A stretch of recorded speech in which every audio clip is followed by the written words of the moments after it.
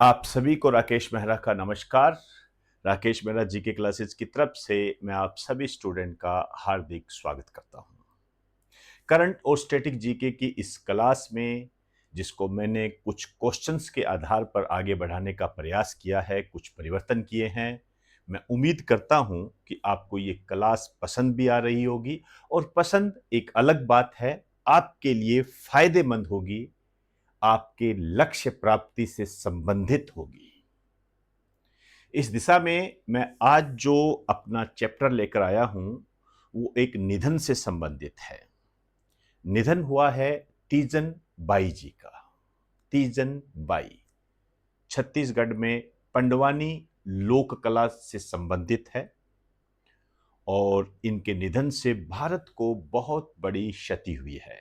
इनके निधन पर मैं शोक व्यक्त करता हूं। इनके निधन से किस तरीके से क्वेश्चन बन सकते हैं उस पर हम बात करेंगे। यहां मैं आपको क्लियर कर दूं एक बात कि जब भी किसी का निधन होता है, देखिए निधन और मृत्यु में फर्क होता है। मृत्यु साधारण व्यक्ति की होती है और जो निधन होता है वो विख्यात व्यक्ति का होता है, प्रसिद्ध व्यक्ति का होता है, फेमस, जिसका अपना एक व्यक्तित्व होता है, पर्सनैलिटी होती है।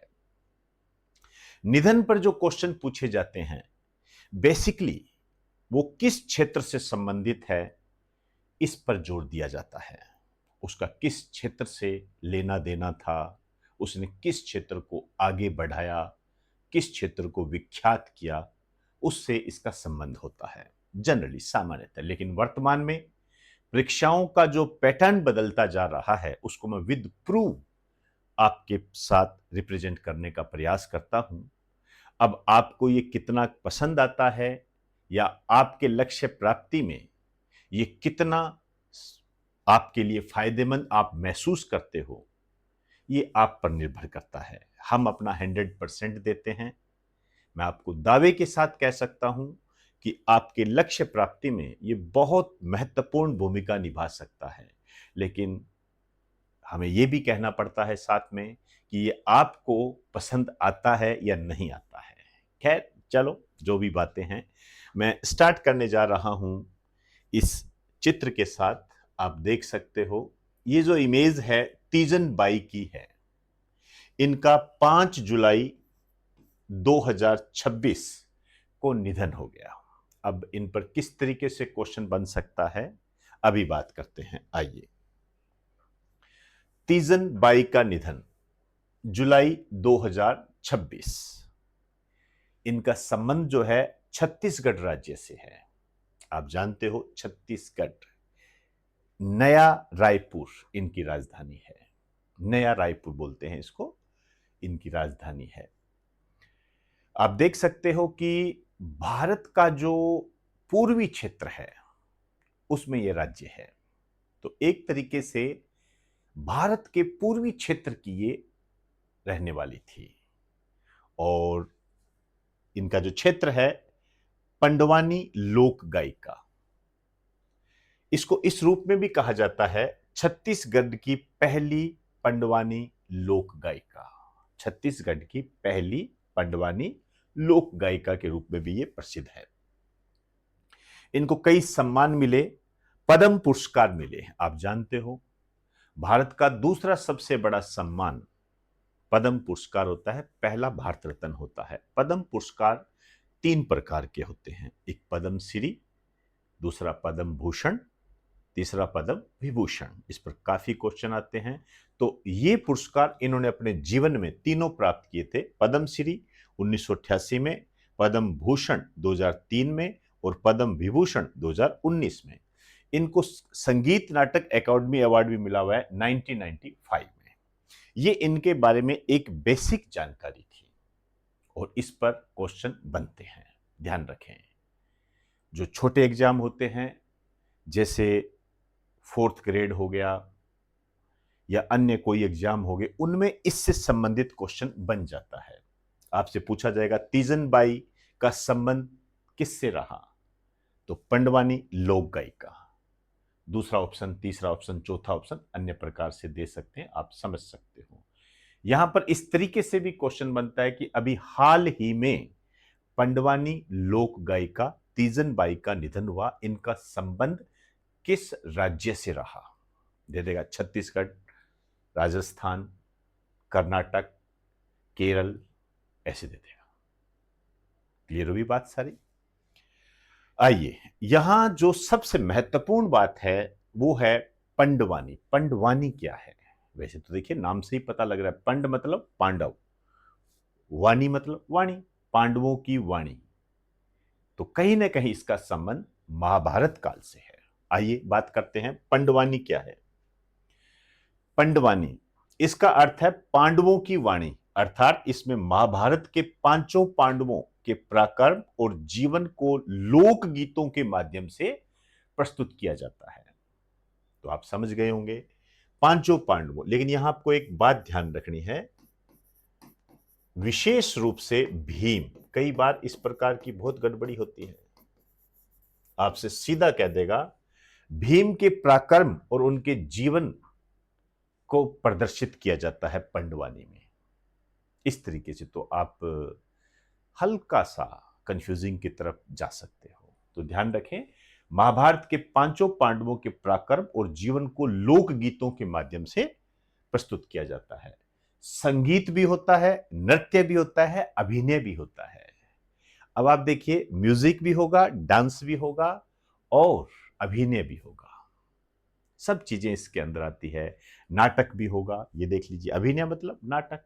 तो इन तीनों का मिश्रण देखने को मिलता है। आप ये कह सकते हो कि यह एक ऐसी लोक कला है जिसमें इन तीनों का मिश्रण देखने को मिलता है। ऐसी लोक कला जिसमें संगीत, नृत्य और अभिनय का मिश्रण देखने को मिलता है। किस राज्य से संबंधित है? छत्तीसगढ़। मुख्य वाद्य यंत्र, ये बहुत अच्छा क्वेश्चन होता है, इसको आप टिक कर सकते हो। कौन से वाद्य यंत्र का इस्तेमाल किया जाता है? मुख्य रूप से जो इस्तेमाल होता है तंबूरा। इन दोनों में से भी आप देखोगे तो तंबूरा। दूसरे नंबर पर करताल। आप देख रहे हो ये जो इमेज है, इसमें ये तंबूरा ही है, ये तंबूरा ही है। तो मुख्य रूप से तंबूरा होता है, एक करताल का भी इस्तेमाल करते हैं। शैली दो होती है, दो स्टाइल होती है, एक है वेदमती और एक है कापालिक। इसको लगा दीजिए मोस्ट इंपोर्टेंट। दो शैलियां, पंडवानी लोक कला की दो शैलियां होती है। एक है वेदमती। वेदमती का मतलब क्या होता है? इसमें बैठकर गाया जाता है,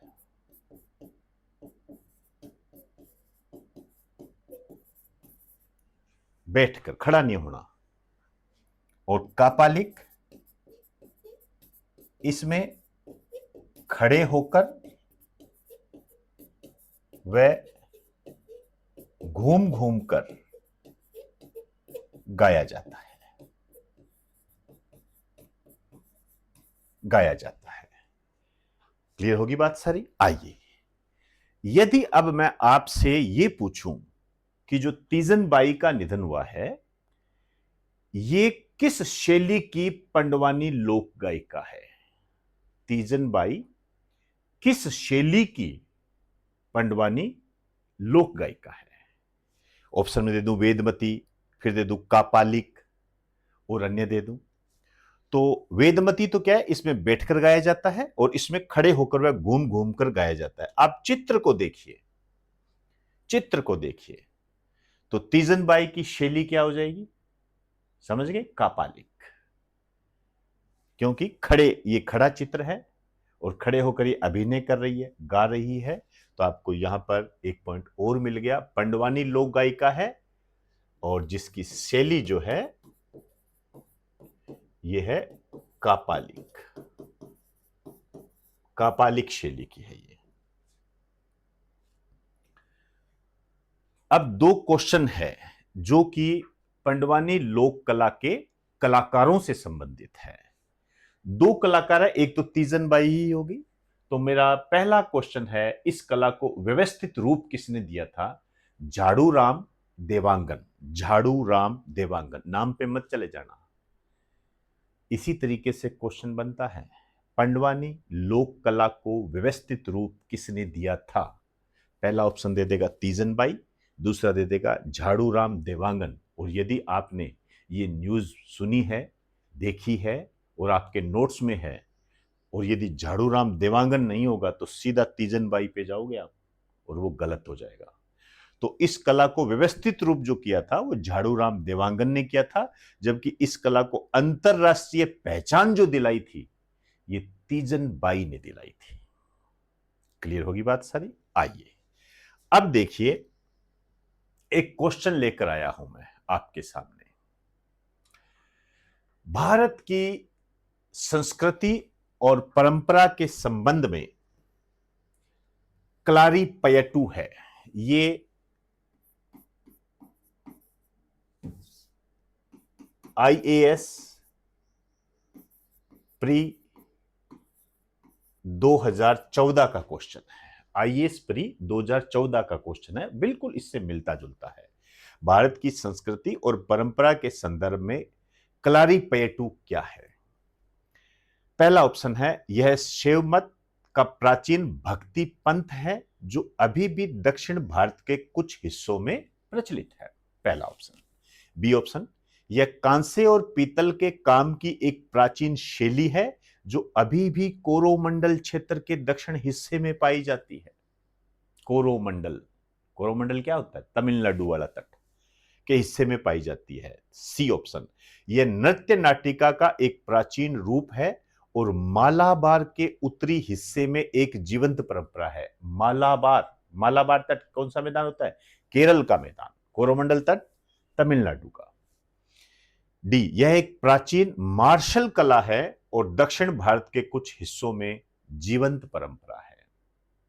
इस पर मैं बात करूंगा, अलग से बात करूंगा इस क्वेश्चन पे, आप बेफिक्र रहिए। लेकिन फिलहाल मुझे पंडवानी के बारे में बात करनी है, इस कारण से मुझे इस क्वेश्चन को अभी थोड़ा रोकना पड़ेगा। लेकिन इसका आंसर मैं आपको बता देता हूं, डी, यह प्राचीन मार्शल कला है और दक्षिण भारत के कुछ हिस्सों में आज भी जीवंत परंपरा के रूप में है। क्लारी पैटू। क्लियर? चलिए नेक्स्ट।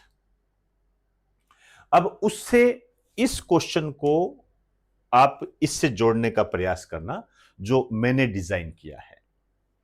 क्वेश्चन क्या है? भारत की लोक कला के संदर्भ में पंडवानी क्या है? ऐसे ही बनते हैं क्वेश्चन, ध्यान रखें। पहला ऑप्शन, यस, वैष्णव मत की एक प्राचीन लोक कला है। वैष्णव मत क्या होता है? वैष्णव का मतलब होता है विष्णु और विष्णु के अनुयायी को मानने वाले विचार। रामचंद्र जी को मानते हैं, श्री कृष्ण जी को मानते हैं वो। बी ऑप्शन, इसमें तंबूरा और करताल का प्रयोग करते हुए महाभारत की घटनाओं का प्रदर्शन किया जाता है। बी ऑप्शन है। सी ऑप्शन, यह नृत्य नाटिका कोरोमंडल तट की जीवंत परंपरा है। अभी बताया था आपको कोरोमंडल तट क्या होता है।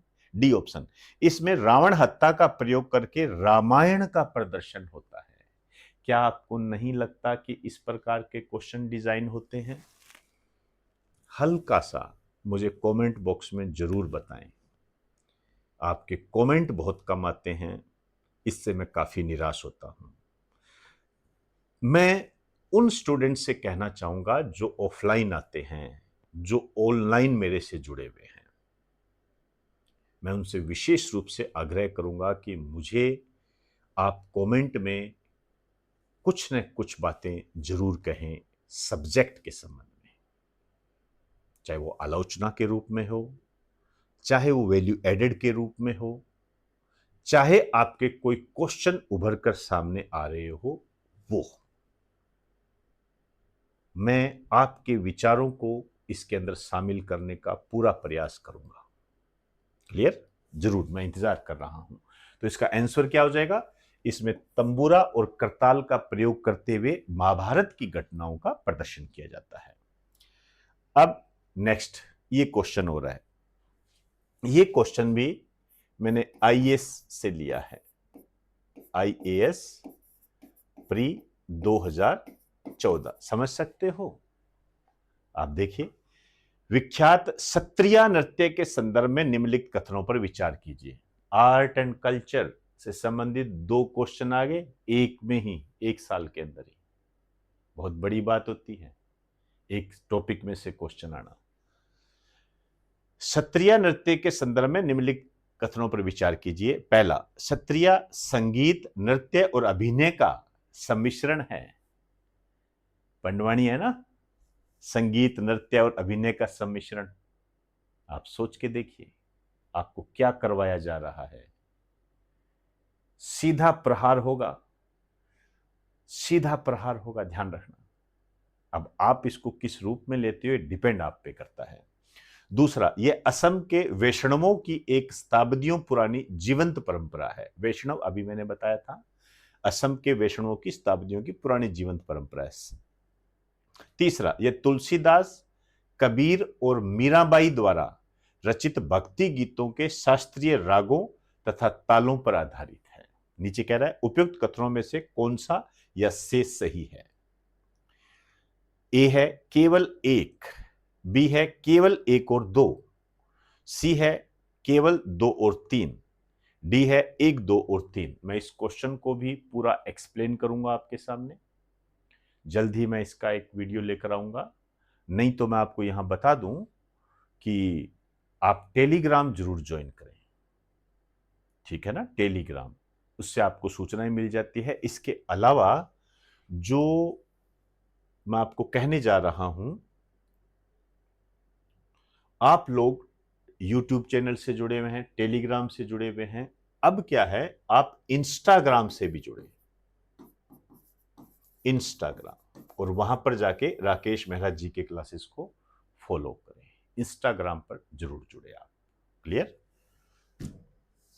चलिए, अब मैं इसका एक्सप्लेनेशन बाद में दूंगा, लेकिन इसका आंसर बता देता हूं। इसका आंसर है बी, केवल एक और दो, दो दो ही सही है ये।